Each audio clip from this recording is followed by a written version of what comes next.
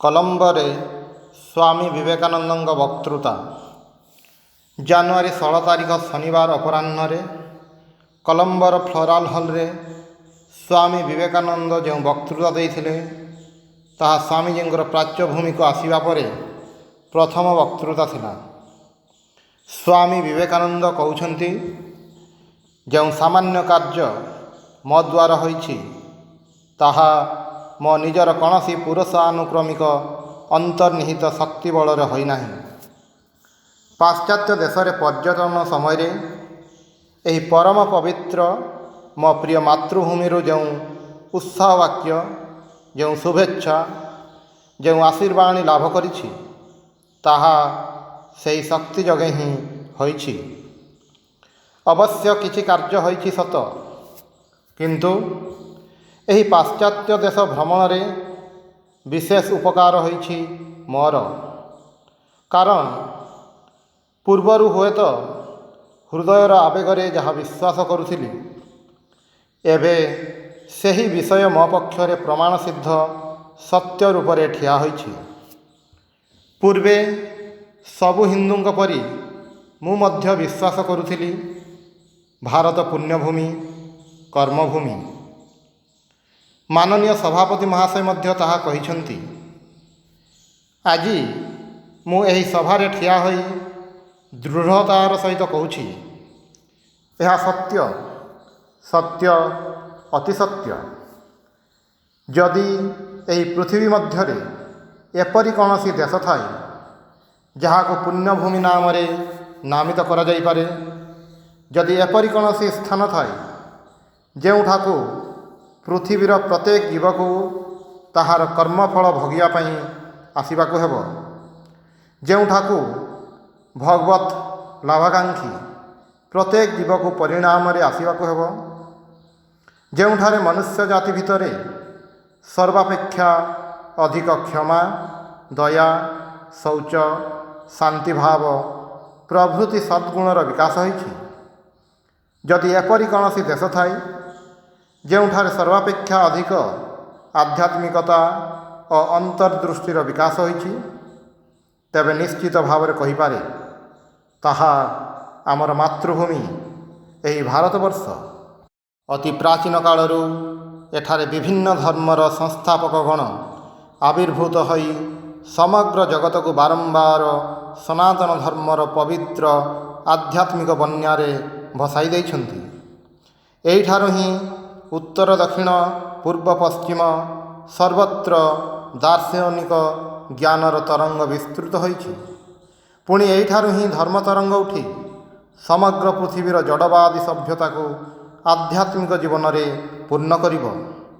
ଅନ୍ୟାନ୍ୟ ଦେଶର ଲକ୍ଷ ଲକ୍ଷ ନରନାରୀଙ୍କ ହୃଦୟ ଦଗ୍ଧକାରୀ ଜଡ଼ବାଦ ରୂପକ ଅନଳ ନିର୍ବାପିତ କରିବା ପାଇଁ ଯେଉଁ ଅମୃତ ସଲିଳର ପ୍ରୟୋଜନ, ତାହା ଏହିଠାରେ ହିଁ ବିଦ୍ୟମାନ।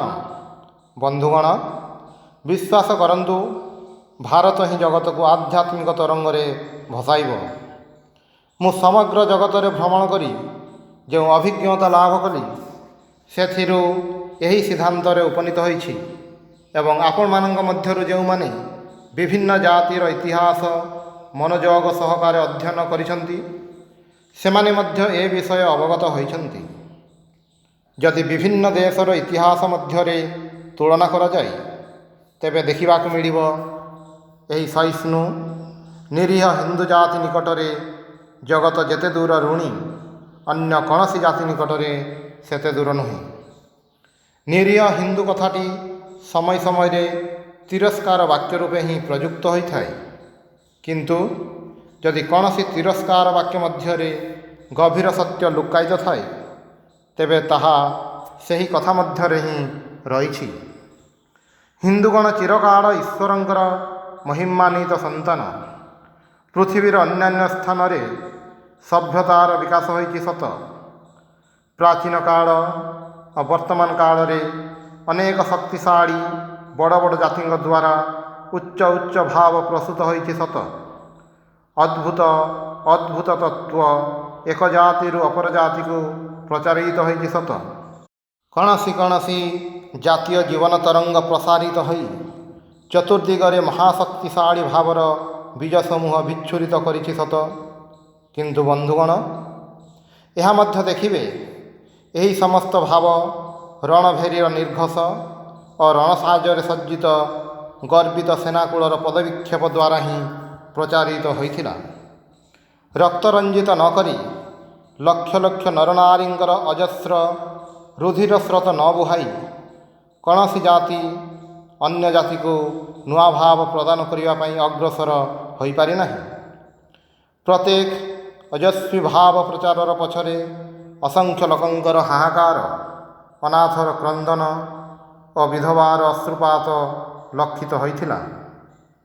ପ୍ରଧାନତଃ ଏହି ଉପାୟରେ ହିଁ ଅପର ଜାତି ସମୂହ ଜଗତକୁ ଶିକ୍ଷା ଦେଇଛନ୍ତି, କିନ୍ତୁ ଭାରତ ଏହି ଉପାୟ ଅବଲମ୍ବନ ନ କରି ମଧ୍ୟ ସହସ୍ର ସହସ୍ର ବର୍ଷ ଧରି ଜୀବିତ ରହିଛି। ଯେତେବେଳେ ଗ୍ରୀସର ଅସ୍ତିତ୍ୱ ମଧ୍ୟ ନଥିଲା, ରୋମ୍ ଯେତେବେଳେ ଭବିଷ୍ୟତର ଅନ୍ଧକାର ଗର୍ଭରେ ଲୁକ୍କାୟିତ ଥିଲା, ଯେତେବେଳେ ଆଧୁନିକ ୟୁରୋପୀୟମାନଙ୍କ ପୂର୍ବପୁରୁଷଗଣ ଜର୍ମାନୀର ଗଭୀର ଅରଣ୍ୟ ମଧ୍ୟରେ ଅସଭ୍ୟ ଅବସ୍ଥାରେ ରହି ନୀଳବର୍ଣ୍ଣରେ ନିଜ ନିଜକୁ ରଞ୍ଜିତ କରୁଥିଲେ, ସେତେବେଳେ ମଧ୍ୟ ଭାରତର କର୍ମଶକ୍ତିର ପରିଚୟ ମିଳେ। ଆହୁରି ପ୍ରାଚୀନ କାଳରେ ଇତିହାସ ଯାହାର କୌଣସି ଖବର ରଖେ ନାହିଁ, କିମ୍ବଦନ୍ତୀ ମଧ୍ୟ ଯେଉଁ ସୁଦୂର ଅତୀତର ଘନ ଅନ୍ଧକାରକୁ ଦୃଷ୍ଟିପାତ କରିବା ପାଇଁ ସାହସ କରେ ନାହିଁ, ସେହି ଅତି ପ୍ରାଚୀନ କାଳରୁ ବର୍ତ୍ତମାନ କାଳ ପର୍ଯ୍ୟନ୍ତ ଭାବ ପରେ ଭାବର ତରଙ୍ଗମାନ ଭାରତରୁ ପ୍ରସାରିତ ହୋଇଛି, କିନ୍ତୁ ପ୍ରତିଟି ତରଙ୍ଗ ସମ୍ମୁଖରେ ଶାନ୍ତି ଓ ପଶ୍ଚାତରେ ଆଶୀର୍ବାଣୀ ଧରି ଅଗ୍ରସର ହୋଇଛି। ପୃଥିବୀର ସମସ୍ତ ଜାତି ମଧ୍ୟରେ ଆମେ ହିଁ କେବେ ଅନ୍ୟ ଜାତିକୁ ଯୁଦ୍ଧ ବିଗ୍ରହ ଦ୍ୱାରା ଜୟ କରିନାହୁଁ। ସେହି ଶୁଭକର୍ମ ଫଳରେ ହିଁ ଆମେ ଏବେ ମଧ୍ୟ ଜୀବିତ। ଏପରି ସମୟ ଥିଲା ଯେତେବେଳେ ପ୍ରବଳ ଗ୍ରୀକ୍ ବାହିନୀର ବୀରଦର୍ପରେ ବସୁନ୍ଧରା କମ୍ପିତ ହେଉଥିଲା। ଏବେ ସେମାନେ କେଉଁଠି? ସେମାନଙ୍କର ଏବେ ଚିହ୍ନ ମାତ୍ର ମଧ୍ୟ ନାହିଁ। ଗ୍ରୀସ୍ ଦେଶର ଗୌରବର ବି ଆଜି ଅସ୍ତମିତ। ଏପରି ସମୟ ଥିଲା ଯେତେବେଳେ ରୋମର ସୈନ୍ୟ ଅଙ୍କିତ ବିଜୟ ପତାକା ଜଗତର ବାଞ୍ଛିତ ସମସ୍ତ ଭୋଗ୍ୟ ପଦାର୍ଥ ଉପରେ ହିଁ ଉଡ୍ୟମାନ ଥିଲା। ରୋମ୍ ସବୁ ସ୍ଥାନକୁ ଯାଇ ମାନବ ଜାତି ଉପରେ ପ୍ରଭୁତ୍ୱ ବିସ୍ତାର କରିଥିଲା। ରୋମର ନାମରେ ଧରା କମ୍ପୁଥିଲା। ଆଜି କ୍ୟାପିଟୋଲାଇନ୍ ଗିରି ଭସ୍ମ ସ୍ତୂପରେ ପର୍ଯ୍ୟବସିତ। ଯେଉଁଠାରେ ସିଜାରଗଣ ଦୁର୍ଦ୍ଦଣ୍ଡ ପ୍ରତାପରେ ରାଜତ୍ୱ କରୁଥିଲେ, ସେଠାରେ ଆଜି ଉନ୍ନନାଭ ତନ୍ତୁ ରଚନା କରିଛି। ପରେ ପରେ ଅନେକ ଜାତି ଏହି ରୂପେ ଉଠିଛନ୍ତି, ପୁଣି ପଡ଼ିଛନ୍ତି। ମଦଗର୍ବରେ ସ୍ଫୀତ ହୋଇ ପ୍ରଭୁତ୍ୱ ବିସ୍ତାର ପୂର୍ବକ ସ୍ୱଳ୍ପ କାଳ ମାତ୍ର ପରପୀଡ଼ା କଳୁଷିତ ଜାତୀୟ ଜୀବନ ଅତିବାହିତ କରି ଜଳ ବୁଦ୍ବୁଦ୍ ପରି ବିଲୀନ ହୋଇଯାଇଛନ୍ତି। ଏହି ରୂପେ ଏହି ସମସ୍ତ ଜାତି ମନୁଷ୍ୟ ସମାଜରେ ନିଜ ନିଜର ଚିହ୍ନ ଏକ ସମୟରେ ଅଙ୍କିତ କରି ଏବେ ତିରୋହିତ ହୋଇଯାଇଛନ୍ତି। ଆପଣମାନେ କିନ୍ତୁ ଏବେ ମଧ୍ୟ ଜୀବିତ। ଆଉ ଆଜି ଯଦି ମନୁ ଏହି ଭାରତ ଭୂମିକୁ ପୁନରାଗମନ କରନ୍ତି, ସେ ଏଠାକୁ ଆସି ତିଳେ ମାତ୍ର ଆଶ୍ଚର୍ଯ୍ୟ ହେବେ ନାହିଁ। ସେ କୌଣସି ଅପରିଚିତ ସ୍ଥାନକୁ ଆସିଗଲେ ବୋଲି ମନେ କରିବେ ନାହିଁ। ସହସ୍ର ସହସ୍ର ବର୍ଷବ୍ୟାପୀ ଚିନ୍ତା ଓ ପରୀକ୍ଷାର ଫଳସ୍ୱରୂପ ସେହି ପ୍ରାଚୀନ ବିଧାନ ସମୂହ ଏଠାରେ ଏବେ ମଧ୍ୟ ବର୍ତ୍ତମାନ। ସନାତନ କଳ୍ପ ଶତ ଶତ ଶତାବ୍ଦୀର ଅଭିଜ୍ଞତାର ଫଳସ୍ୱରୂପ ସେହି ସମସ୍ତ ବିଧାନ ଏବେ ମଧ୍ୟ ବିଦ୍ୟମାନ। ଯେତେ ଦିନ ଯାଉଛି ସେତେ ଦୁଃଖ ଦୁର୍ବିପାକ ସେସବୁ ଉପରେ ଆଘାତ ପରେ ଆଘାତ କରୁଛି। ସେଥିରେ ଏହି ଏକମାତ୍ର ଫଳ ହୋଇଛି ଯେ ସେଗୁଡ଼ିକ ଆହୁରି ଦୃଢ଼, ଆହୁରି ସ୍ଥାୟୀ ଆକାର ଧାରଣ କରୁଛନ୍ତି। ସେହି ସମସ୍ତ ଆଚାର ଓ ବିଧାନର କେନ୍ଦ୍ର କେଉଁଠାରେ, କେଉଁ ହୃଦୟରୁ ଶୋଣିତ ସଞ୍ଚାଳିତ ହୋଇ ସେଗୁଡ଼ିକୁ ପୁଷ୍ଟ କରି ରଖିଛି? ଆମର ଜାତୀୟ ଜୀବନର ମୂଳ ପ୍ରଶ୍ରବଣ ବା କେଉଁଠାରେ? ଏହା ଯଦି ଜାଣିବାକୁ ଚାହାନ୍ତି, ତେବେ ବିଶ୍ୱାସ କରନ୍ତୁ, ତାହା ଏଇଠାରେ ବିଦ୍ୟମାନ। ସମଗ୍ର ଜଗତ ଭ୍ରମଣ କରି ମୁଁ ଯାହା କିଛି ଅଭିଜ୍ଞତା ଲାଭ କରିଛି, ସେଥିରୁ ମୁଁ ଏହି ସିଦ୍ଧାନ୍ତରେ ହିଁ ଉପନୀତ ହୋଇଛି। ଅନ୍ୟାନ୍ୟ ଜାତି ପକ୍ଷରେ ଧର୍ମ ସଂସାରର ଅନ୍ୟାନ୍ୟ କାର୍ଯ୍ୟ ପରି ଗୋଟିଏ କାର୍ଯ୍ୟ ମାତ୍ର। ରାଜନୀତି ଚର୍ଚ୍ଚା ଅଛି, ସାମାଜିକତା ଅଛି, ଧନ ଏବଂ ପ୍ରଭୁତ୍ୱ ଦ୍ୱାରା ଯାହା ମିଳେ, ଇନ୍ଦ୍ରିୟ ନିଚୟ ଯେଉଁଥିରେ ଆନନ୍ଦ ଅନୁଭବ କରନ୍ତି, ସେସବୁର ଚେଷ୍ଟା ଅଛି। ଏହିସବୁ ନାନା କାର୍ଯ୍ୟ ଭିତରେ ଏବଂ ଭୋଗରେ ନିସ୍ତେଜ ଇନ୍ଦ୍ରିୟ ଗୁଡ଼ିକ କେଉଁଥିରେ ଟିକିଏ ଉତ୍ତେଜିତ ହେବେ, ସେହି ଚେଷ୍ଟା ସଙ୍ଗେ ସଙ୍ଗେ କିଛି କିଛି ଧର୍ମକର୍ମ ବି ହେଉଛି। ଏଠାରେ ଏହି ଭାରତରେ କିନ୍ତୁ ମନୁଷ୍ୟର ସମସ୍ତ ଚେଷ୍ଟା ଧର୍ମ ପାଇଁ। ଧର୍ମ ଲାଭ ହିଁ ତାହାର ଜୀବନର ଏକମାତ୍ର କାର୍ଯ୍ୟ। ଚୀନ ଜାପାନ ମଧ୍ୟରେ ଯୁଦ୍ଧ ହୋଇଯାଇଛି। ଆପଣମାନଙ୍କ ମଧ୍ୟରୁ କେତେଜଣ ତାହା ଜାଣନ୍ତି? ପାଶ୍ଚାତ୍ୟ ସମାଜରେ ଯେଉଁ ସବୁ ନାନାବିଧ ଗୁରୁତର ରାଜନୈତିକ ଓ ସାମାଜିକ ଆନ୍ଦୋଳନ ସଂଗଠିତ ହୋଇ ତାହାକୁ ସମ୍ପୂର୍ଣ୍ଣ ନୂଆ ଆକାର ଦେବା ପାଇଁ ଚେଷ୍ଟା କରିଛି, ଆପଣମାନଙ୍କ ମଧ୍ୟରୁ କେତେଜଣ ତାହାର ଖବର ରଖନ୍ତି? ଯଦି ରଖନ୍ତି, 2-4 ଜଣ ମାତ୍ର। କିନ୍ତୁ ଆମେରିକାରେ ଏକ ବିରାଟ ଧର୍ମସଭା ବସିଥିଲା ଏବଂ ସେଠାକୁ ଜଣେ ହିନ୍ଦୁ ସନ୍ନ୍ୟାସୀ ପ୍ରେରିତ ହୋଇଥିଲେ। କି ଆଶ୍ଚର୍ଯ୍ୟର ବିଷୟ! ଦେଖୁଛି ଏଠାକାର ସାମାନ୍ୟ କୁଲି ମଜୁରିଆ ମଧ୍ୟ ତାହା ଜାଣନ୍ତି। ଏଥିରୁ ବୁଝାପଡ଼ୁଛି ପବନ କେଉଁ ଆଡ଼କୁ ବହୁଛି, ଜାତୀୟ ଜୀବନର ମୂଳ କେଉଁଠି। ଦେଶୀୟ, ବିଶେଷତଃ ବିଦେଶୀୟ ଶିକ୍ଷିତ ବ୍ୟକ୍ତିବର୍ଗଙ୍କୁ ପ୍ରାଚ୍ୟ ଜନସାଧାରଣଙ୍କ ଅଜ୍ଞତାର ଗଭୀରତାରେ ବିଶେଷ ଶୋକ ପ୍ରକାଶ କରିବା କଥା ପୂର୍ବେ ଶୁଣିଥିଲି ଏବଂ ନିମିଷକରେ ଭୂପ୍ରଦକ୍ଷିଣକାରୀ ପର୍ଯ୍ୟଟକଗଣଙ୍କ ପୁସ୍ତକରେ ସେହି ବିଷୟ ପଢ଼ିଥିଲି। ଏବେ ମୁଁ ବୁଝୁଛି, ସେମାନଙ୍କ କଥା ଯେତିକି ସତ୍ୟ, ସେତିକି ଅସତ୍ୟ ମଧ୍ୟ। ଇଂଲଣ୍ଡ, ଆମେରିକା, ଫ୍ରାନ୍ସ, ଜର୍ମାନୀ ବା ଯେକୌଣସି ଦେଶର ଜଣେ ଚାଷୀକୁ ଡାକି ପଚାରନ୍ତୁ, ତୁମେ କେଉଁ ରାଜନୈତିକ ଦଳଭୁକ୍ତ? ସେ ଆପଣମାନଙ୍କୁ କହିଦେବ ସେ ଉଦାରନୈତିକ ଅଥବା ରକ୍ଷଣଶୀଳ ଦଳଭୁକ୍ତ ଏବଂ ସେ କାହାକୁ ଭୋଟ ଦେବ। ଆମେରିକାର ଚାଷୀ ଜାଣେ ସେ ରିପବ୍ଲିକାନ ବା ଡେମୋକ୍ରାଟ ଦଳଭୁକ୍ତ। ଏପରିକି ତାହାର ରୌପ୍ୟ ସମସ୍ୟା ସମ୍ବନ୍ଧରେ କିଛି ଜ୍ଞାନ ଥିବ, କିନ୍ତୁ ତାହାର ଧର୍ମ ସମ୍ବନ୍ଧରେ ତାକୁ ପଚାରନ୍ତୁ, ସେ କହିବ, ମୁଁ ବିଶେଷ କିଛି ଜାଣେ ନାହିଁ, ଗିର୍ଜାକୁ ଯାଇ ମାତ୍ର। ଖୁବ୍ ବେଶୀ ହେଲେ ସେ କହିବ, ମୋର ପିତା ଖ୍ରୀଷ୍ଟ ଧର୍ମର ଅମୁକ ଶାଖାଭୁକ୍ତ ଥିଲେ। ସେ ଜାଣେ ଗିର୍ଜାକୁ ଯିବା ହିଁ ଧର୍ମର ଚୂଡ଼ାନ୍ତ।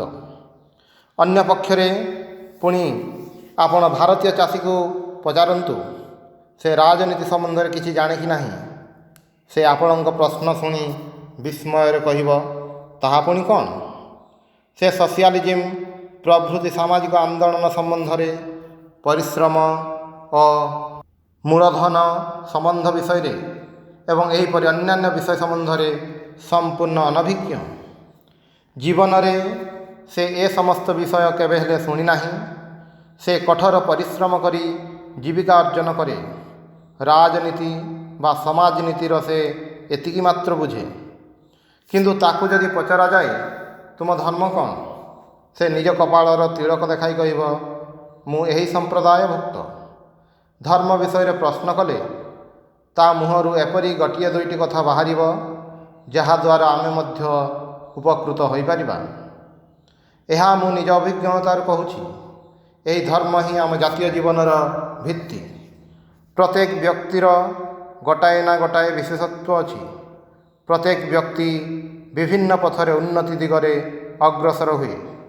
ଆମେ ହିନ୍ଦୁ, ଆମେ କହୁ, ଅନନ୍ତ ପୂର୍ବଜନ୍ମର କର୍ମଫଳରେ ମନୁଷ୍ୟର ଜୀବନ ଗୋଟିଏ ବିଶେଷ ନିର୍ଦ୍ଦିଷ୍ଟ ପଥରେ ଚଳିଥାଏ। କାରଣ ଅନନ୍ତ ଅତୀତ କାଳର କର୍ମ ସମଷ୍ଟି ହିଁ ବର୍ତ୍ତମାନ ଆକାରରେ ପ୍ରକାଶ ପାଏ ଏବଂ ଆମେ ବର୍ତ୍ତମାନକୁ ଯେଉଁ ରୂପରେ ବ୍ୟବହାର କରୁ, ତଦନୁସାରେ ହିଁ ଆମର ଭବିଷ୍ୟତ ଜୀବନ ଗଠିତ ହୋଇଥାଏ। ଏହି କାରଣରୁ ଦେଖାଯାଏ, ଏହି ପୃଥିବୀରେ ଜାତ ପ୍ରତ୍ୟେକ ବ୍ୟକ୍ତିର କୌଣସି ନା କୌଣସି ଗୋଟିଏ ଦିଗରେ ବିଶେଷ ଆଗ୍ରହ ଥାଏ। ସେହି ପଥରେ ତାକୁ ଯେପରି ଚାଲିବାକୁ ହେବ, ସେହି ଭାବ ଅବଲମ୍ବନ ନ କଲେ ସେ ବଞ୍ଚିପାରିବ ନାହିଁ। ବ୍ୟକ୍ତି ସମ୍ବନ୍ଧରେ ଯାହା, ବ୍ୟକ୍ତିର ସମଷ୍ଟି ଜାତି ସମ୍ବନ୍ଧରେ ମଧ୍ୟ ଠିକ୍ ତାହା। प्रत्येक जातिर गोटाए ना गोटाए बड़ झोंक अच्छी। प्रत्येक जातिर ही विशेष विशेष जीवन उद्देश्य थाए। प्रत्येक जाति को ही जेपरी समग्र मानव जातिर जीवन को सर्वांग संपूर्ण करने कौन सी एक व्रत विशेष पालन करने हुए। निज निज जीवन उद्देश्य कार्य परिणत करी प्रत्येक जाति को सही व्रत उद्यापन करने हुए। राजनैतिक बा सामरिक श्रेष्ठता कौन सी समय आमर जातीय जीवन उद्देश्य नुहे, केवे मध्य नथिला एवं जानी रखंतु केवे हेले हेब नाही। तेबे आमर जातीय जीवन उद्देश्य अछि, ताहा एही समग्र जातिर आध्यात्मिक शक्ति को एकत्रीभूत करी जेपरी एक विद्युत आधार रे रक्षा करिबा एवं जेतेबेले सुजोग उपस्थित हेब सेतेबेले एही समष्टिभूत शक्तिर बन्यारे समग्र जगत को प्लावित करिबा। जेतेबेले पारसिक, ग्रीक, रमक, आरब बा इंग्रेज माने सेमानंकर अजेय बाहिनी द्वारा दिग्विजय पाई बहिर्गत होई विभिन्न जाति को एक सूत्र रे ग्रथित करिसंती, सेतेबेले ही भारतर दर्शन और अध्यात्म विद्या एही समस्त नूतन पथ मध्य गति करी जगत रे विभिन्न जातिर शिरारे प्रवाहित होइछि। समग्र मनुष्य जातिर उन्नति कल्पे शांतिप्रिय हिंदुर मध्य किछि देवार अछि। आध्यात्मिक आलोक ही जगत को भारतर दान। एहीपरि अतीतर इतिहास पाठ कले आमे देखिपारिबा जेतेबेले कौनसी प्रबल दिग्विजयी जाति पृथ्वीर विभिन्न जाति को एक सूत्र रे ग्रथित करिछि, भारत सहित अन्यान्य देशर अन्यान्य जातिर सम्मेलन घटाइछि। निसंगत प्रिय भारत सेतेबेले ही एकाकित्व भंग करिछि। जेतेबेले एही व्यापार घटिछि सेतिकी बेले ही ताहार फलस्वरूप समग्र जगत रे भारतीय आध्यात्मिक तरंगर बन्या छटिछि। वर्तमान अर्थात 19 शताब्दीर प्रारंभ रे जर्मनीर विख्यात दार्शनिक शोपेनहाउअर वेदर केउ एक प्राचीन अनुवादरू जनैक फरासी युवक कृत अस्पष्ट लाटिन अनुवाद पाठ करी कहिसंती, औपनिषत्र अर्थात उपनिषद्र पारसी अनुवादर नाम मूल व्यतीत ताहा अपेक्षा जगत रे हृदयर उन्नति विधायक आउ कौनसी ग्रंथ नाही। जीवद्दशारे ताहा मते शांति देइछि, मृत्युकाल मध्य ताहा ही मते शांति देव। तत्परे सेही विख्यात जर्मन ऋषि भविष्यवाणी करिसंती जे ग्रीक साहित्यर पुनरभ्युदय रे जगतर चिंता प्रणाली रे जेपरि गुरुतर परिवर्तन होइथिला शीघ्र ही तदपेक्षा शक्तिशाली और व्यापक परिवर्तन जगत देखा पाइब। आज तांकर भविष्यवाणी सफल होइछि। जो माने चक्षु खोलिछंती, जो माने पाश्चात्य जगतर विभिन्न जातिर मनर गति बुझंती, जो माने चिंताशील एवं विभिन्न जाति संबंध में सविशेष आलोचना करती से माने देखिबे भारतीय चिंतार यही धीर अविराम प्रवाह द्वारा जगतर भावगति चालीचलन एवं साहित्यर कि गुरुतर परिवर्तन साधित होइछि। तेबे भारतीय प्रचारर गोटे विशेषत्व अछि। मु से संबंध में आपण मानंकु पूर्वर किछि आभास देइछि। आमे केबे हेले बंधुक और तरबारी साहाय्य कौनसी भाव प्रचार करिनाहु। यदि इंग्राजी भाषा रे कौनसी शब्द थाए जहाद्वारा जगत निकट में भारतर दान प्रकाश करा जाई पारे, यदि इंग्राजी भाषा रे एपरि कौनसी शब्द थाए जहाद्वारा मानव जाति उपरे भारतीय साहित्यर प्रभाव प्रकाश करा जाई पारे, ताहा हेउछि फैसिनेशन अर्थात सम्मोहिनी शक्ति। हठात जहाँ मनुष्य को मुग्ध करे यह सेपरी किछि नुहे, बरं ठीक ताहार विपरीत। ताहा धीरे धीरे अज्ञात सारे मानव मनरे तार प्रभाव विस्तार करे। अनेकंक पक्षरे भारतीय चिंता, भारतीय प्रथा, भारतीय आचार व्यवहार, भारतीय दर्शन, भारतीय साहित्य प्रथम दृष्टि रे विसदृश्य बोध हुए।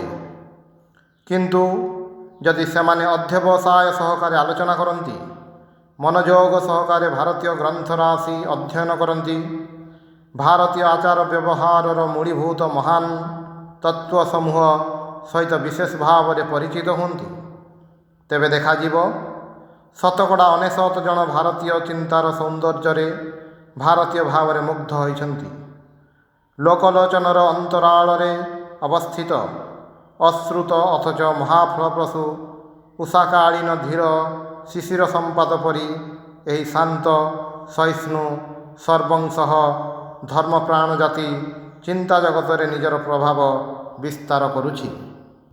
पुणी प्राचीन इतिहासर पुनरभिनय आरंभ होइछि कारण आज जेतेबेले आधुनिक वैज्ञानिक सत्य आविष्कार मुहुर्मुहु प्रबल आघात प्राचीन आपात दृढ़ और अभेद धर्म विश्वास समूहर भित्ति पर्यंत शिथिल हो जाउछि जेतेबेले विभिन्न संप्रदाय मानव जाति को सेमानंकर मत अनुवर्ती करिवा पई जो विशेष विशेष दाबी करिथांती ता शून्य रे विलीन हो जाउछि जेतेबेले आधुनिक प्रत्नतत्व अनुसंधानर प्रबल मुसलाघात प्राचीन बद्धमूल संस्कार समूह को भंगुर काचपात्र परी गुंड करी पकाउछि जेतेबेले पाश्चात्य जगत रे धर्म केवल अज्ञमानंक हस्तरे न्यस्त रही एवं ज्ञानीगण धर्म संपर्क समस्त विषय को घृणा करने को आरंभ करिसेंति सेतिकी बेले ही भारतर दर्शन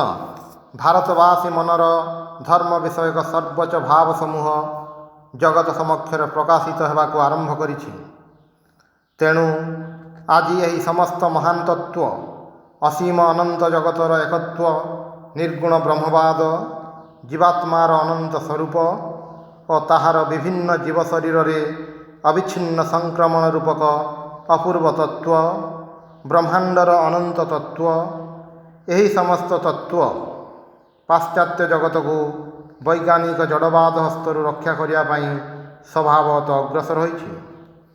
प्राचीन संप्रदाय समूह जगत को गोटे क्षुद्र मृतपिंड मात्र मन करुथिले एवं भावुथिले काल मध्य अति अल्प दिन है आरंभ होइछि देश काल और निमित्तर अनंतत्व एवं सर्वोपरि मानव आत्मार अनंत महिमा विषय केवल आमर प्राचीन शास्त्र समूह विद्यमान एवं सबु काल रे ही यही महान तत्व सर्वप्रकार धर्मतत्व अनुसंधान भित्ति जेतेबेले क्रमोन्नतिवाद शक्तिर नित्यता प्रभृति आधुनिक विस्मयकर मत समूह सबु प्रकार अपरिणत धर्ममतर मूल कुठाराघात करुछि सेतेबेले मानव आत्मार अपूर्व सर्जना ईश्वरंक अद्भुत वाणी स्वरूप वेदांतर हृदयग्राही मनर उन्नति विधायक और चित्त प्रसारी तत्व समूह व्यतीत आउ किछि कौन शिक्षित मानव जातिर श्रद्धा भक्ति आकर्षण करिपारे किंतु मु यह मध्य कहिबाकु चाहे भारत बाहरे भारतीय धर्मर प्रभाव कहिले भारतीय धर्मर मूलतत्व समूह जार भित्ति उपरे भारतीय धर्म रूपक सौध निर्मित मु ताहा ही मात्र लक्ष्य करुछि ताहार विस्तारित शाखा प्रशाखा शत शत शताब्दीर सामाजिक आवश्यकतारू जो समस्त क्षुद्र क्षुद्र गौण विषय ताहा सहित जड़ित होइछि विभिन्न प्रथा देशाचार और सामाजिक कल्याण विषयक पुंखानुपुंख विचार प्रकृत पक्षे धर्म संज्ञार अंतर्भुक्त हो पारे नहीं। आमे यह मध्य जानू आमर शास्त्र रे दुई प्रकार सत्यर निर्देश करा जाइछि एवं उभय मध्य सुस्पष्ट प्रभेद करा होइछि गोटिए सत्य सनातन ताहा मनुष्यर स्वरूप आत्मार स्वरूप ईश्वरंग सहित मानव आत्मार संबंध ईश्वरंग स्वरूप पूर्णत्व सृष्टि तत्व सृष्टिर अनंतत्व जगत जे शून्य प्रसूत नुहे पूर्व अवस्थित कौनसी विषयर विकास मात्र एतद् विषयक मतवाद युग प्रवाह संबंधी अद्भुत नियमावली एवं एहीपरि अन्यान्य तत्व समूह उपरे प्रतिष्ठित प्रकृतिर सार्वजनीन सार्वकालिक और सार्वदेशिक विषय समूह यही समस्त सनातन तत्वर भित्ति एगुड़िक व्यतीत आहुरी ଅନେକ ଗୌଣ ବିଧି ମଧ୍ୟ ଆମ ଶାସ୍ତ୍ରରେ ଦେଖିବାକୁ ମିଳେ। ସେଗୁଡ଼ିକ ଦ୍ୱାରା ଆମର ପ୍ରାତହିକ ଜୀବନର କାର୍ଯ୍ୟ ନିୟମିତ। ସେଗୁଡ଼ିକ ଶ୍ରୁତିର ଅନ୍ତର୍ଗତ ବୋଲି କୁହାଯାଏ ନାହିଁ। ସେଗୁଡ଼ିକ ପ୍ରକୃତ ପକ୍ଷରେ ସ୍ମୃତିର ଅର୍ଥାତ୍ ପୁରାଣର ଅନ୍ତର୍ଗତ। ଏଗୁଡ଼ିକ ସହିତ ପ୍ରଥମୋକ୍ତ ତତ୍ତ୍ୱ ସମୂହର କୌଣସି ସ୍ଥାୟୀ ସମ୍ପର୍କ ନାହିଁ। ଆମ ଆର୍ଯ୍ୟ ଜାତି ଭିତରେ ମଧ୍ୟ ଏଗୁଡ଼ିକ କ୍ରମାଗତ ପରିବର୍ତ୍ତିତ ହୋଇ ବିଭିନ୍ନ ଆକାରରେ ପରିଣତ ହେଉଥିବା ଦେଖାଯାଏ। ଗୋଟିଏ ଯୁଗର ଯାହା ବିଧାନ ଅନ୍ୟ ଯୁଗର ତାହା ନୁହେଁ। ଯେତେବେଳେ ଏ ଯୁଗ ପରେ ଅନ୍ୟ ଯୁଗ ଆସିବ, ସେଗୁଡ଼ିକ ପୁଣି ଅନ୍ୟ ଆକାର ଧାରଣ କରିବ। ମହାମନା ଋଷିଗଣ ଆବିର୍ଭୂତ ହୋଇ ନୂତନ ଦେଶକାଳ ଉପଯୋଗୀ ନୂତନ ନୂତନ ଆଚାର ପ୍ରବର୍ତ୍ତନ କରିବେ। ଜୀବାତ୍ମା, ପରମାତ୍ମା ଏବଂ ବ୍ରହ୍ମାଣ୍ଡର ଏହି ସମସ୍ତ ଅପୂର୍ବ ଅନନ୍ତ ଚିତ୍ତ ଉନ୍ନତି ବିଧାୟକ କ୍ରମ ବିକାଶଶୀଳ ଧାରଣାର ଭିତ୍ତି ସ୍ୱରୂପ ମହାନ ତତ୍ତ୍ୱ ସମୂହ ଭାରତରେ ହିଁ ପ୍ରସ୍ତୁତ ହୋଇଛି। ଭାରତରେ ହିଁ କେବଳ ମନୁଷ୍ୟ କ୍ଷୁଦ୍ର ଜାତୀୟ ଦେବତାଙ୍କ ପାଇଁ ଆମର ଈଶ୍ୱର ସତ୍ୟ, ତୁମର ଈଶ୍ୱର ମିଥ୍ୟା, ଆସ ଯୁଦ୍ଧ ଦ୍ୱାରା ଏହାର ମୀମାଂସା କରିବା କହି ପ୍ରତିବେଶୀ ସହିତ ବିରୋଧରେ ପ୍ରବୃତ୍ତ ହୁଏ ନାହିଁ। କ୍ଷୁଦ୍ର କ୍ଷୁଦ୍ର ଦେବତାଙ୍କ ପାଇଁ ଯୁଦ୍ଧ ରୂପକ ସଂକୀର୍ଣ୍ଣ ଭାବ କେବଳ ଏହି ଭାରତରେ ହିଁ କେବେ ଦେଖାଦେଇ ନାହିଁ। ଏହି ସମସ୍ତ ମହାନ ମୂଳତତ୍ତ୍ୱ ମନୁଷ୍ୟର ଅନନ୍ତ ସ୍ୱରୂପ ଉପରେ ପ୍ରତିଷ୍ଠିତ ବୋଲି ପୂର୍ବର ସହସ୍ର ବର୍ଷ ପରି ଆଜି ମଧ୍ୟ ମାନବ ଜାତିର କଲ୍ୟାଣ ସାଧନ ପାଇଁ ଶକ୍ତି ସମ୍ପନ୍ନ ହୋଇ ରହିଛି। ଯେତେଦିନ ପର୍ଯ୍ୟନ୍ତ ଏହି ପୃଥିବୀ ତିଷ୍ଠି ରହିଥିବ, ଯେତେଦିନ ପର୍ଯ୍ୟନ୍ତ କର୍ମଫଳ ରହିବ, ଯେତେଦିନ ପର୍ଯ୍ୟନ୍ତ ଆମେ ବ୍ୟଷ୍ଟି ଜୀବ ରୂପରେ ଜନ୍ମଗ୍ରହଣ କରୁଥିବୁ ଏବଂ ଯେତେଦିନ ପର୍ଯ୍ୟନ୍ତ ନିଜ ଶକ୍ତି ଦ୍ୱାରା ଆମମାନଙ୍କୁ ନିଜର ଅଦୃଷ୍ଟ ଗଠନ କରିବାକୁ ହେବ, ସେତେଦିନ ପର୍ଯ୍ୟନ୍ତ ସେମାନଙ୍କର ସେହିପରି ଶକ୍ତି ବିଦ୍ୟମାନ ଥିବ। ସର୍ବୋପରି ଭାରତ ଜଗତକୁ କେଉଁ ତତ୍ତ୍ୱ ଶିଖାଇବ ତାହା କହୁଛି। ଯଦି ଆମେମାନେ ବିଭିନ୍ନ ଜାତି ମଧ୍ୟରେ ଧର୍ମର ଉତ୍ପତ୍ତି ଓ ପରିଣତିର ପ୍ରଣାଳୀ ପର୍ଯ୍ୟବେକ୍ଷଣ କରୁ, ତେବେ ଆମେମାନେ ସବୁ କ୍ଷେତ୍ରରେ ଦେଖିବା ଯେ ପ୍ରଥମେ ପ୍ରତ୍ୟେକ ଜାତିର ପୃଥକ୍ ପୃଥକ୍ ଦେବତା ଥିଲେ। ଯଦି ଏହି ସମସ୍ତ ଜାତି ମଧ୍ୟରେ ପରସ୍ପର ବିଶେଷ ସମ୍ବନ୍ଧ ଥାନ୍ତା, ତେବେ ସେ ସମସ୍ତ ଦେବତାଙ୍କର ପୁଣି ଏକ ସାଧାରଣ ନାମ ହୋଇଥାନ୍ତା, ଯେପରି ବାବିଲନୀୟ ଦେବତାଗଣ। ଯେତେବେଳେ ବାବିଲନୀୟମାନେ ବିଭିନ୍ନ ଜାତିରେ ବିଭକ୍ତ ହୋଇଥିଲେ, ସେତେବେଳେ ସେମାନଙ୍କର ଦେବତାମାନଙ୍କର ସାଧାରଣ ନାମ ବଲ୍ ଥିଲା। ଏହିପରି ଇହୁଦୀ ଜାତିର ମଧ୍ୟ ବିଭିନ୍ନ ଦେବତାଙ୍କ ସାଧାରଣ ନାମ ମଲକ୍ ଥିଲା। ଆହୁରି ମଧ୍ୟ ଦେଖିବାକୁ ପାଇବେ, ଏହି ସମସ୍ତ ବିଭିନ୍ନ ଜାତି ମଧ୍ୟରେ ଯେଉଁ ଜାତି ବିଶେଷ ଅନ୍ୟ ସମସ୍ତଙ୍କ ଠାରୁ ଶ୍ରେଷ୍ଠ ହୋଇ ଉଠୁଥିଲା, ସେ ନିଜ ରାଜାଙ୍କୁ ସମସ୍ତଙ୍କର ରାଜା ବୋଲି ଦାବି କରୁଥିଲା। ଏହି ଭାବରୁ ପୁଣି ସ୍ୱଭାବତଃ ଏପରି ଘଟୁଥିଲା ଯେ ସେହି ଜାତି ନିଜର ଦେବତାଙ୍କୁ ମଧ୍ୟ ଅନ୍ୟ ସମସ୍ତଙ୍କର ଦେବତା ବୋଲି ଗଢ଼ିବାକୁ ଇଚ୍ଛା କରୁଥିଲା। ବାବିଲନୀୟମାନେ କହୁଥିଲେ, ବଲ୍ ମେରଡକ୍ ଦେବତା ସର୍ବଶ୍ରେଷ୍ଠ, ଅନ୍ୟ ଦେବତାଗଣ ତଦପେକ୍ଷା ନିକୃଷ୍ଟ। ମଲକ୍ ୟାଭେ ଅନ୍ୟାନ୍ୟ ମଲକ୍ ମଧ୍ୟରେ ଶ୍ରେଷ୍ଠ ଥିଲେ। ପୁଣି ଦେବଗଣଙ୍କ ଏହି ଶ୍ରେଷ୍ଠତ୍ୱ ଓ ନିକୃଷ୍ଟତ୍ୱ ଯୁଦ୍ଧ ଦ୍ୱାରା ସ୍ଥିରୀକୃତ ହେଉଥିଲା। ଭାରତରେ ମଧ୍ୟ ଏହି ଦେବତାମାନଙ୍କ ମଧ୍ୟରେ ସଂଘର୍ଷ, ଏହି ପ୍ରତିଦ୍ୱନ୍ଦିତା ବିଦ୍ୟମାନ ଥିଲା।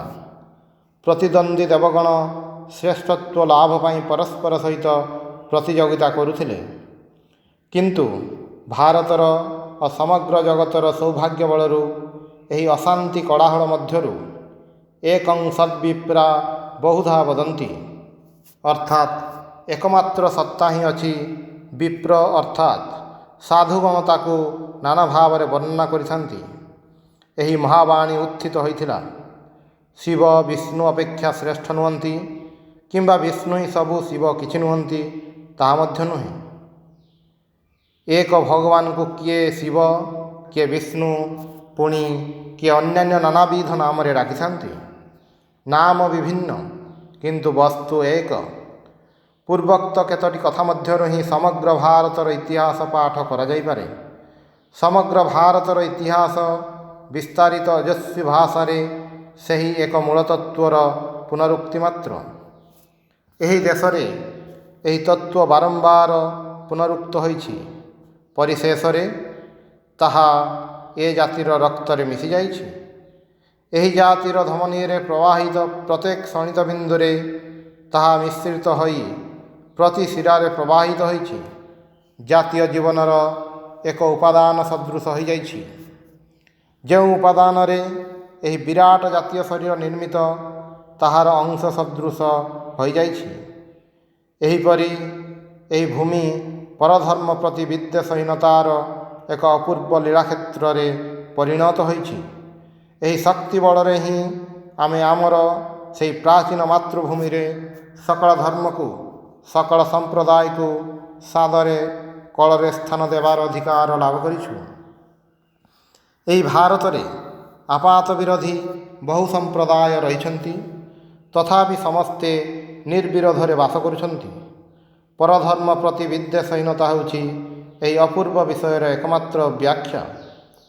ତୁମେ ହୁଏତ ଦ୍ୱୈତବାଦୀ, ମୁଁ ହୁଏତ ଅଦ୍ୱୈତବାଦୀ। ତୁମର ବିଶ୍ୱାସ ତୁମେ ଭଗବାନଙ୍କର ଚିରଦାସ। ପୁଣି ଆଉ ଜଣେ ହୁଏତ କହିପାରନ୍ତି, ମୁଁ ଭଗବାନଙ୍କ ଠାରୁ ଅଭିନ୍ନ, କିନ୍ତୁ ଉଭୟେ ଖାଣ୍ଟି ହିନ୍ଦୁ। ଏହା କିପରି ସମ୍ଭବ ହେଉଛି? ସେହି ମହାବାକ୍ୟ ପାଠ କରନ୍ତୁ, ତାହେଲେ କେବଳ ଏହା କିପରି ସମ୍ଭବ ବୁଝିପାରିବେ। ଏକଂ ସଦ୍ବିପ୍ରା ବହୁଧା ବଦନ୍ତି, ସତ୍ସ୍ୱରୂପତଃ ଏକ। ଋଷିଗଣ ତାହାକୁ ବିଭିନ୍ନ ନାମରେ ଅଭିହିତ କରନ୍ତି। ହେ ମୋର ସ୍ୱଦେଶୀୟ ଭ୍ରାତୃବୃନ୍ଦ, ସର୍ବୋପରି ଆମମାନଙ୍କୁ ଏହି ମହାନ ସତ୍ୟ ଜଗତକୁ ଶିଖାଇବାକୁ ପଡ଼ିବ। ଅନ୍ୟାନ୍ୟ ଦେଶର ମହାଶିକ୍ଷିତ ବ୍ୟକ୍ତିଗଣ ମଧ୍ୟ ନାକ ଟେକି ଆମ ଧର୍ମକୁ ପୌତ୍ତଳିକତା ନାମରେ ଅଭିହିତ କରିଥାନ୍ତି। ସେମାନେ ଏପରି କରିବାର ମୁଁ ଦେଖିଛି, କିନ୍ତୁ ସେମାନେ ସ୍ଥିର ମନରେ ଏହା କେବେ ଭାବନ୍ତି ନାହିଁ ଯେ ସେମାନଙ୍କ ମସ୍ତିଷ୍କରେ କି ଘୋରତର କୁସଂସ୍କାର ସବୁ ବିଦ୍ୟମାନ। ଏବେ ମଧ୍ୟ ସର୍ବତ୍ର ଏହି ଭାବ, ଏହି ଘୋର ସାମ୍ପ୍ରଦାୟିକତା, ମନର ଏହି ଘୋର ସଂକୀର୍ଣ୍ଣତା। ସେମାନଙ୍କର ନିଜର ଯାହା ଅଛି ତାହା ହିଁ ଅତି ମୂଲ୍ୟବାନ ସାମଗ୍ରୀ। ଅର୍ଥ ଉପାର୍ଜନ ହିଁ ସେମାନଙ୍କ ମତରେ ଜୀବନର ଏକମାତ୍ର ସଦ୍ବ୍ୟବହାର। ସେମାନଙ୍କର ଯାହା ଅଛି ତାହା ହିଁ କାମ୍ୟ ବସ୍ତୁ, ବାକି ଅନ୍ୟ ସବୁ କିଛି ନୁହେଁ। ଯଦି ସେମାନେ ମୃତ୍ତିକାରେ କୌଣସି ଅସାର ବସ୍ତୁ ନିର୍ମାଣ କରିପାରନ୍ତି ଅଥବା କୌଣସି ଯନ୍ତ୍ର ଆବିଷ୍କାର କରିବାକୁ ସକ୍ଷମ ହୁଅନ୍ତି, ତେବେ ଆଉ ସବୁକିଛି ଫିଙ୍ଗି ଦେଇ ତାହାକୁ ହିଁ ଭଲ ବୋଲି କହିବେ। ଶିକ୍ଷାର ବହୁଳ ପ୍ରଚାର ସତ୍ତ୍ୱେ ସମଗ୍ର ଜଗତର ଏହି ଅବସ୍ଥା। କିନ୍ତୁ ବାସ୍ତବିକ ଜଗତରେ ଏବେ ମଧ୍ୟ ଶିକ୍ଷାର ପ୍ରୟୋଜନ ଅଛି। ଏବେ ସୁଦ୍ଧା ସଭ୍ୟତାର ପ୍ରୟୋଜନ ଅଛି। କହିବାକୁ ଗଲେ ଏବେ ମଧ୍ୟ କୌଣସିଠାରେ ସଭ୍ୟତାର ଆରମ୍ଭ ମାତ୍ର ହୋଇନାହିଁ। ଏବେ ମଧ୍ୟ ମନୁଷ୍ୟ ଜାତିର ଶତକଡ଼ା 99.9 ଜଣ ଅଳ୍ପ ବହୁତ ମାତ୍ରାରେ ଅସଭ୍ୟ ଅବସ୍ଥାରେ ରହିଛନ୍ତି। ବିଭିନ୍ନ ପୁସ୍ତକରେ ଆପଣମାନେ ଏହିସବୁ କଥା ପଢ଼ିପାରନ୍ତି। ପରଧର୍ମ ପ୍ରତି ବିଦ୍ୱେଷହୀନତା ଓ ଏହି ପ୍ରକାର ତତ୍ତ୍ୱ ସମ୍ବନ୍ଧରେ ଆମେ ଅନେକ ଗ୍ରନ୍ଥ ପାଠ କରିଥିବୁ, କିନ୍ତୁ ମୁଁ ନିଜ ଅଭିଜ୍ଞତାରୁ କହୁଛି, ଜଗତରେ ଏହି ଭାବ ସମୂହର ବାସ୍ତବ ସତ୍ତା ଅତି କମ୍। ଶତକଡ଼ା 99 ଜଣ ଏସବୁ ବିଷୟକୁ ମନରେ ସ୍ଥାନ ଦିଅନ୍ତି ନାହିଁ। ପୃଥିବୀର ଯେକୌଣସି ଦେଶକୁ ମୁଁ ଯାଇଛି, ସେଠାରେ ଦେଖିଛି ଏବେ ମଧ୍ୟ ପରଧର୍ମାବଲମ୍ବୀ ଉପରେ ପ୍ରବଳ ପୀଡ଼ନ ବିଦ୍ୟମାନ। ନୂଆ ବିଷୟ ଶିକ୍ଷା ସମ୍ବନ୍ଧରେ ପୂର୍ବରୁ ଯେଉଁ ସବୁ ଆପତ୍ତି ଉତ୍ଥାପିତ ହେଉଥିଲା, ଏବେ ମଧ୍ୟ ସେହି ପ୍ରାଚୀନ ଆପତ୍ତି ସମୂହ ଉତ୍ଥାପିତ ହେଉଛି। ଜଗତରେ ଯାହା କିଛି ପରଧର୍ମ ପ୍ରତି ବିଦ୍ୱେଷହୀନତା ଓ ଧର୍ମଭାବ ପ୍ରତି ସହାନୁଭୂତି ଅଛି, କାର୍ଯ୍ୟତଃ ତାହା ଏହିଠାରେ, ଏହି ଆର୍ଯ୍ୟଭୂମିରେ ହିଁ ବିଦ୍ୟମାନ, ଅନ୍ୟ କୌଣସିଠାରେ ନାହିଁ। ଏଠାରେ ହିଁ କେବଳ ହିନ୍ଦୁମାନେ ମୁସଲମାନମାନଙ୍କ ପାଇଁ ମସଜିଦ୍ ଓ ଖ୍ରୀଷ୍ଟିଆନମାନଙ୍କ ପାଇଁ ଗିର୍ଜା ନିର୍ମାଣ କରିଦିଅନ୍ତି, ଅନ୍ୟ କୌଣସିଠାରେ ନୁହେଁ। ଯଦି ଆପଣ ଅନ୍ୟାନ୍ୟ ଦେଶକୁ ଯାଇ ମୁସଲମାନମାନଙ୍କୁ ବା ଅନ୍ୟ ଧର୍ମ ଅବଲମ୍ବୀମାନଙ୍କୁ ଆପଣଙ୍କ ପାଇଁ ଗୋଟିଏ ମନ୍ଦିର ନିର୍ମାଣ କରିଦେବାକୁ କହିବେ, ଦେଖିବେ ସେମାନେ କିପରି ସାହାଯ୍ୟ କରିବେ। ତାହା ପରିବର୍ତ୍ତେ ସେମାନେ ସେହି ମନ୍ଦିର ଏବଂ ଯଦି ପାରନ୍ତି ତେବେ ତାହା ସଙ୍ଗେ ଆପଣଙ୍କ ଦେହ ମନ୍ଦିରଟିକୁ ମଧ୍ୟ ଭାଙ୍ଗି ପକାଇବାକୁ ଚେଷ୍ଟା କରିବେ। ଏହି କାରଣରୁ ହିଁ ଜଗତ ପକ୍ଷରେ ଏହି ଶିକ୍ଷାର ବିଶେଷ ପ୍ରୟୋଜନ ଅଛି। ଭାରତଠାରୁ ଜଗତକୁ ଏବେ ମଧ୍ୟ ଏହି ପରଧର୍ମ ପ୍ରତି ବିଦ୍ୱେଷହୀନତା, କେବଳ ସେତିକି ନୁହେଁ, ପରଧର୍ମ ପ୍ରତି ଅତ୍ୟନ୍ତ ସହାନୁଭୂତି ଶିକ୍ଷା କରିବାକୁ ହେବ। ଶିବ ମହିମ୍ନ ସ୍ତୋତ୍ରରେ କୁହାଯାଇଛି, ବେଦ, ସାଂଖ୍ୟ, ଯୋଗ, ପାଶୁପତ ଓ ବୈଷ୍ଣବ ମତ, ଏହିସବୁ ଭିନ୍ନ ଭିନ୍ନ ମତ ସମ୍ବନ୍ଧରେ କେହି ଗୋଟିକୁ ଶ୍ରେଷ୍ଠ, କେହି ଅନ୍ୟଟିକୁ ହିତ କରିବ ବୋଲି କହିଥାନ୍ତି।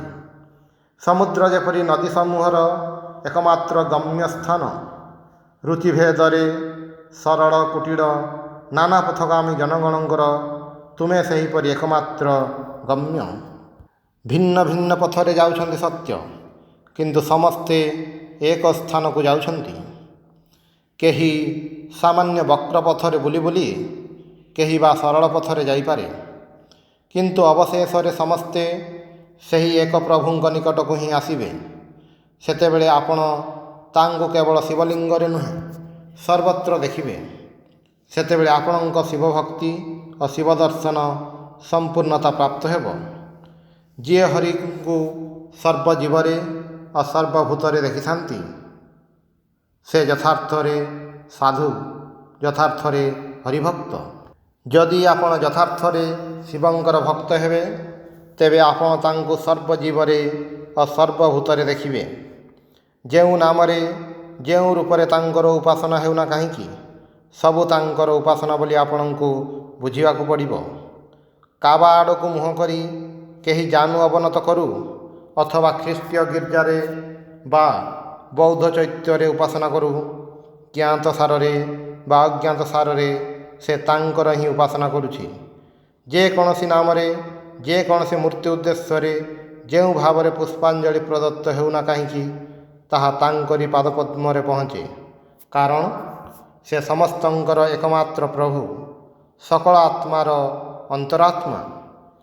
ଜଗତରେ କ'ଣ ଅଭାବ, ତାହା ସେ ତୁମ ଆମ ଅପେକ୍ଷା ଅଧିକ ଭଲ ଭାବରେ ଜାଣନ୍ତି। ସର୍ବବିଧ ଭେଦ ଅତିରହିତ ହୋଇଯିବ, ଏହା ଅସମ୍ଭବ। ଭେଦ ଅବଶ୍ୟ ରହିବ, ବୈଚିତ୍ର୍ୟ ବ୍ୟତୀତ ଜୀବନ ଅସମ୍ଭବ। ଚିନ୍ତାରାଶିର ଏହି ସଂଘର୍ଷ ଓ ବୈଚିତ୍ର୍ୟ ହିଁ ଜ୍ଞାନ, ଉନ୍ନତି ପ୍ରଭୃତି ସକଳ ବିଷୟର ମୂଳରେ ନିହିତ।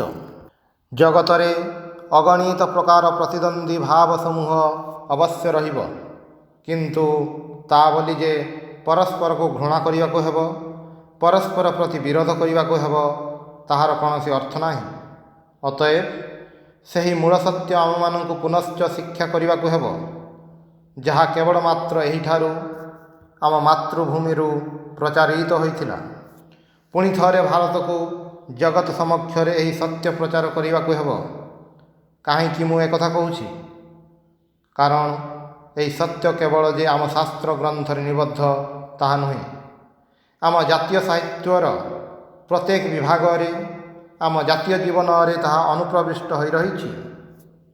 ଏଠାରେ, କେବଳ ଏହିଠାରେ ହିଁ ଏହା ଦୈନନ୍ଦିନ ଜୀବନରେ ଅନୁଷ୍ଠିତ ହୋଇଥାଏ ଏବଂ ଚକ୍ଷୁଷ୍ମାନ୍ ବ୍ୟକ୍ତି ମାତ୍ରକେ ଏହା ସ୍ୱୀକାର କରିବେ ଯେ ଏହି ସ୍ଥାନ ଛଡ଼ା ଅନ୍ୟ କୌଣସିଠାରେ ଏହା କାର୍ଯ୍ୟରେ ପରିଣତ ହୁଏ ନାହିଁ। ଆମମାନଙ୍କୁ ଏହି ଭାବରେ ଜଗତକୁ ଧର୍ମ ଶିକ୍ଷା ଦେବାକୁ ହେବ। ଭାରତ ଏହା ଅପେକ୍ଷା ଅନ୍ୟାନ୍ୟ ଉଚ୍ଚତର ଶିକ୍ଷା ଦେବାକୁ ସମର୍ଥ ସତ୍ୟ, କିନ୍ତୁ ସେଗୁଡ଼ିକ କେବଳ ପଣ୍ଡିତମାନଙ୍କ ନିମନ୍ତେ। ଏହି ନମ୍ରତା, ଶାନ୍ତିଭାବ, ଏହି ତିତିକ୍ଷା, ଏହି ପରଧର୍ମ ପ୍ରତି ବିଦ୍ୱେଷହୀନତା, ଏହି ସହାନୁଭୂତି ଓ ଭ୍ରାତୃଭାବ ଭଳି ମହତୀ ଶିକ୍ଷା ଆବାଳ ବୃଦ୍ଧ ବନିତା, ଶିକ୍ଷିତ ଅଶିକ୍ଷିତ, ସର୍ବଜାତି ସର୍ବବର୍ଣ୍ଣ ଶିକ୍ଷା କରିପାରେ।